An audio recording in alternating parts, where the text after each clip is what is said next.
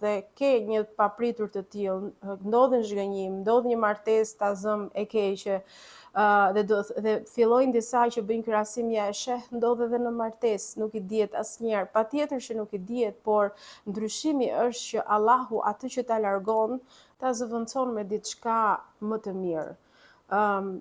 Edhe ato që normalisht i kanë bërë këto gjëra dhe i kanë lënë për hir të Allahut, Allahu i jep një gjë më të mirë.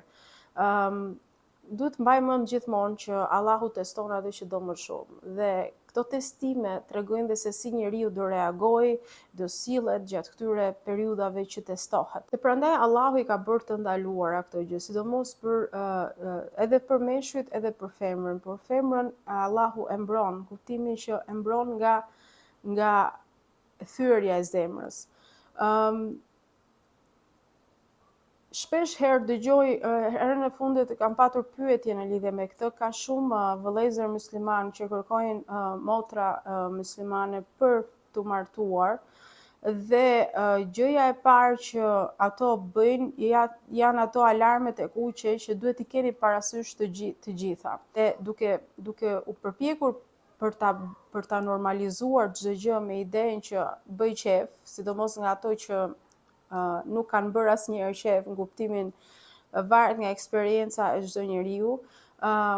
Çdo gjë që është haram të çon edhe në më shumë gjëra haram. Domethënë këto janë lidhje zinxhir.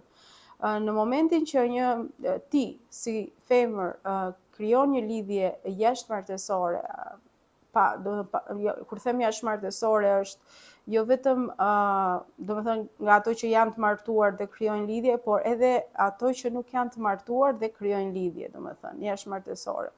Në momentin që ti krijon një lidhje të tillë, të krijohet dhe një ide në kokë që shiko, unë u zhgënjeva tani, do kaloj tek dikush tjetër, do zhgënjehem sërish dhe krijojmë atë mendimin në kokë që çdo gjë është e njëjtë dhe sërish e bën.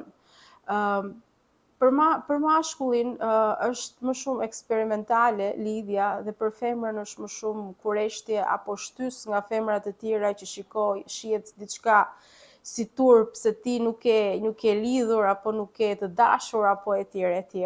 Dhe në fakt thash lumturia nuk është për këtë botë.